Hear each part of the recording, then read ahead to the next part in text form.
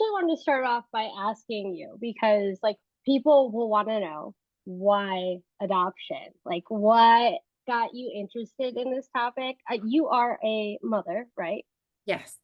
Yes. Get involved. Yeah, I started this project before I had kids. This is my oldest baby in a way, right? Like I've been working on this data collection for 14 years. So I've had all of my kids since I started doing this data collection. But I'm not an adoptee, I'm not an adoptive parent, I'm not a birth mother. So why am I doing this project?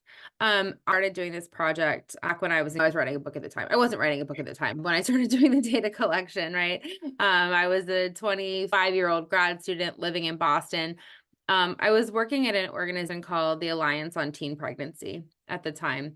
And we did on pregnancy prevention, but most of our work was really on supporting young families and helping them for better pregnant and parenting student policies in the Boston City schools, better access to housing and care for these young families, right? And I was really inspired by these young mothers that I was working with. And the gap between what is actually true of teen pregnancy in young families and the sort of social myths that we have about how inevitably devastating young parenthood is for them and their children. Like the social science evidence just like does not back that up, right? And so this was my first time sort of being aware the gap between the research and the lived experience and the cultural conversation, which is wildly at odds. Mhm. And Ann Fessler's Girls had come out a couple years earlier. I had read that. Juno had come out a couple years earlier. Obviously saw that. And then 16 and Pregnant, MTV. And in the first season, they had Caitlin and Tyler. And Tyler, in contrast, Caitlin and Tyler, for those who aren't obsessed with, 14-year-old pop culture, Caitlin and Tyler were this couple who had relinquished their daughter for adoption. All the other and couples that were featured on the show were parenting. And Caitlin and Tyler were sort of framed better parents, right? They were more mature, they were more reasonable, they were more self-sacrificing. They were doing a better job of setting up a future for their child compared to Mhm. the young families that wanted to parent.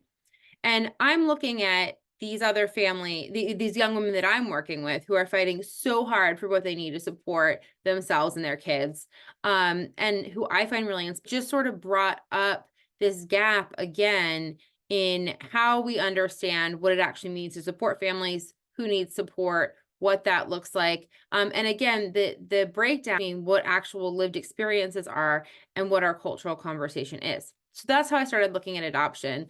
Would not have guessed that this is where we would be, 14 years later. But I also wanted to do follow up to see how people's feelings about their adoptions changed. And so it became a lot longer and bigger of a project, but I'm really excited to have it out soon. Yeah. I was rereading some of my notes that I had in the galley, and I really like how you were talking about the POV of like how people view adoption and how that has been shaped by American media, like 16 and Pregnant.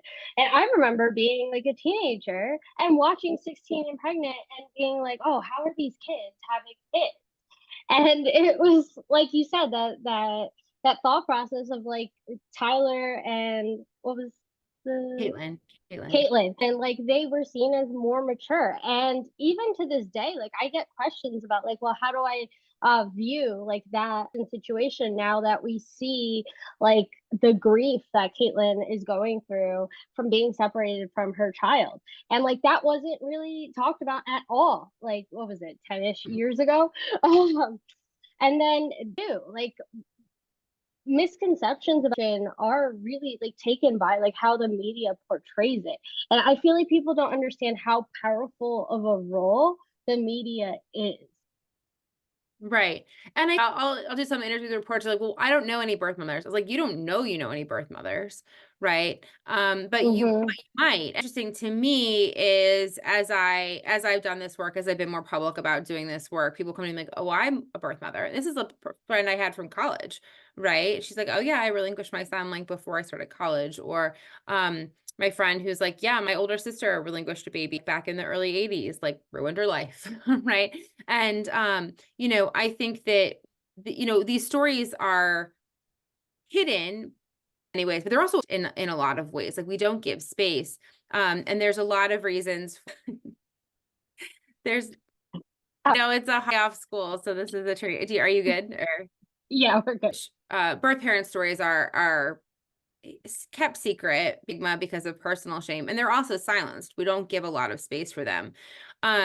And I will say, I know a lot of birth parents at this point, through my work, through my research. I'm doing another radio interview next week, and someone was like, would any of your participants like to join you? And I'm like, look, I don't know. Like, the condition of anonymity for them was so strong that that was the only way they were going to share their story, because they don't want to alienate their child's adoptive parents. Mm-hmm. A lot of people know about the adoption or the circumstances under which it occurred. It is hard to find people to talk about this in a way that feels comfortable for them. And, I fully respect that. But I think that is, these stories are often missing. And I think that you also forget that, there's an inherent privilege dynamic when you're talking about adoption, which is that adoptive families almost always have more resources, more power, more ability to get their world than families of origin do. And so you see a lot of policymakers, a lot of screenwriters, a lot of, public advocates that are able to have a really big platform as adoptive parents and to tell stories about adoption as a way of family building, because those are the types of stories that we'll often see. It's far rarer that we see stories of adoption that are actually about family separation, even though Mm-hmm. every adoption is both. Yeah, and like stigma is so heavy, and like even with like I was actually so your book focuses more on American adoptions, but even like the between my adopted family versus my first family, there the stigma is so heavy, even across like oceans here. And that was like one of the initial reasons why it was so hard for my birth mother to kind of be open to a relationship, worry about how her family, after she had gotten married, she had more kids. And like people don't realize that adoption doesn't just affect you at that moment in time where that initial relinquishment happens. This is like a long lasting effect from one choice that was made because of circumstances that affects not just one person or two people. These are affecting generations of family members. And I have even now that I've adoption so publicly for the past few years, I have now like children of adoptees reaching out to me and looking for resources. And there's such a gap here because we are just now beginning to understand like all the effects